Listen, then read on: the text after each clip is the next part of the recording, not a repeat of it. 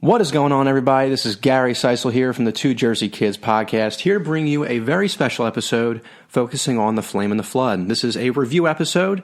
I want to first off start by saying thank you to the Molasses Flood, the game studio, for giving us the opportunity to review this game and share our thoughts about it. So, the Flame and the Flood is basically a survival game based in post-societal America. You're going to find many southern-themed locations, like Louisiana, Mississippi. You're traveling through the bayous and the backwaters and places like that. So in order to rate this game, I divided it into 6 categories. I had gameplay, graphics, sound, story, replay value, and then finally my final verdict. Now, I didn't use a specific 1 to 10 rating scale. I more or less just used a recommendation. So, if this game is a positive experience for me, I will give you the thumbs up and basically tell you that I recommend this game. So to start off, I want to talk about the gameplay. So the gameplay in this game is very straightforward, simple. Your goal basically is to survive at all costs. You're going to find a lot of gathering and crafting mechanics. You're basically gathering resources. You're going around collecting, tinder or crafting tinder. You're going to be collecting cattails to use to make tinder. So there's a lot of gathering involved, a lot of crafting, and I would say that's probably the hardest part of the game is figuring out what to craft at any given moment in time. Sometimes you might need a splint, but you also might need to eat as well. So there's a lot of things that go into this and a lot of sacrifices you're going to make along the way to do what you want to do.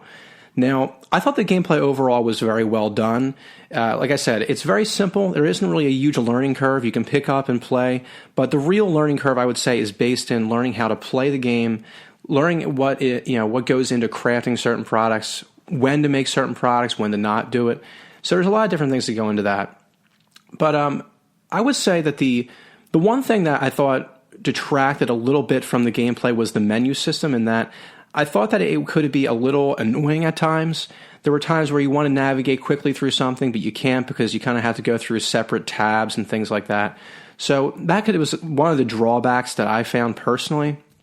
Now, they have a quick access menu, which sort of alleviates the hassle of having to sort through a menu. And I think that helps a little bit, but at the same time, the menu system overall is kind of confusing at times, I would say. So that was the drawback I could really find in the gameplay. But in terms of bugs, I would say that there were some bugs in the game that I personally found. There was a strange water inventory bug where I collected polluted water, cleaned it, and then it disappeared from my inventory. Now, I'm not sure if it was just a specific instance where this occurred. It may have been, but I was just a little confused. Maybe it's something that they'll fix in the near future. I'm not entirely sure. There's another bug as well. It's a save game bug that I found. Now, this might be on my end, not so much theirs. I was in a really shitty situation, to put it lightly, and I wanted to basically back out to the dashboard, start over, and reload my previous save. Well, when I went to do that, I couldn't. I think that the save game file got corrupted, and I wasn't able to load my game. So I had to start all over again, which obviously was extremely frustrating and disheartening. So this may be a bug. It also may have been my fault. Maybe I quit out when it was saving, or maybe I quit out when it was loading. So it could be on my end. It could also be on their end, but I think it helps the Molasses Flood Gaming Studio if they hear about this sort of thing. So overall, I would say that the gameplay was very well done. Obviously, there were drawbacks, just like any game, but I would give it a thumbs up in terms of gameplay. Very simple, very direct, and ultimately it gets the job done. Now, moving on to sound, which strangely enough is my favorite part of the game. It has the sound in this game, or the musical score in this game, is very southern, country western style. Now, I'm a little biased because I am a big country music fan, but I really thought that the musical score in this game really added to the experience.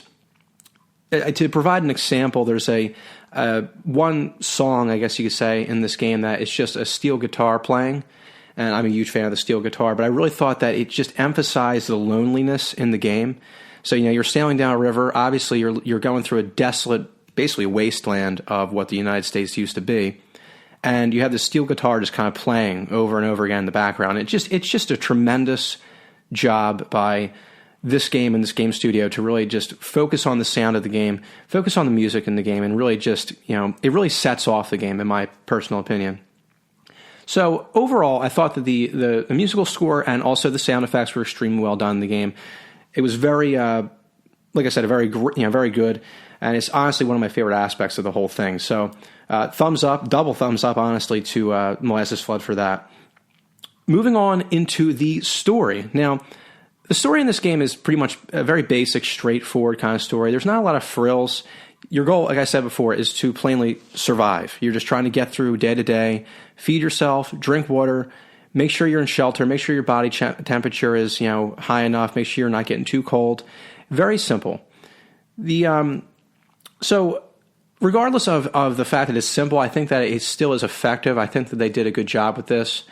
They aren't trying to be like, The Last of Us, for example. They aren't trying to go that deep into this emotional story where you're going to, contemplate your own life. It's a very simple story, and I think it gets the job done well. So again, it has my thumbs up on this as well. Now, finally, I have the replay value with regards to this game. So I think it's kind of so-so. I think that in theory you could go back and replay this game and try to accomplish different things. Maybe try to get through the down the river faster. But overall, I don't know what the real replay value is in terms of the campaign. I think that once you finish the campaign, once you survive and get through everything, I think that's the end goal. At least me personally. I know some people would want to play it again. I may play it again, but for me personally, I just think that it's not something that has a ton of replay value. Now, with that said, there is an endless game mode. Basically, you're sailing down the river, it never ends. So I guess for some people, they want to see how long they can survive without dying. That's pretty cool, but that's not really necessarily my type of thing, and it's also not really the way I would go about playing this game, if I could put it that way. So the replay value, I would say, if I had to give it a 1 out of 10 score, which I'm not going to do, but I just said in theory, I would give it a 5 out of 10. I think that it's mediocre in terms of this, but again, you can play through it again. I think it's an enjoyable game, and it's good enough that you would want to. So the final verdict. Now, for all the reasons I mentioned above, I would highly recommend this game to basically anyone. That goes for anyone that enjoys survival games and also people that enjoy video games. I myself am not so much a survival video game person.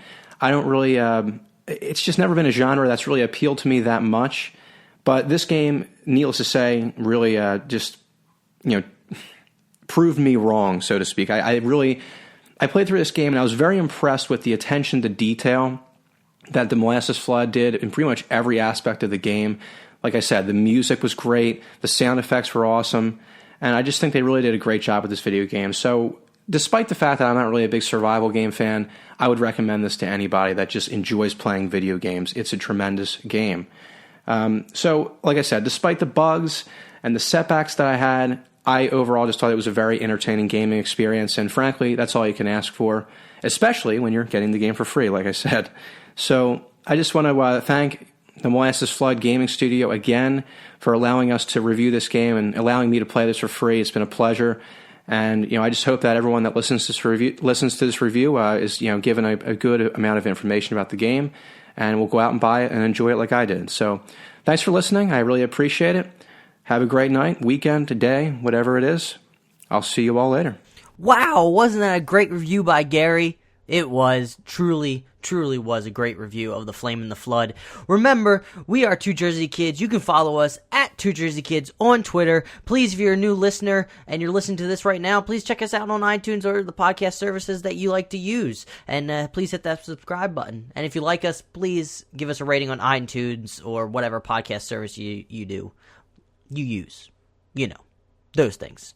Have a great one. Peace out. Bye.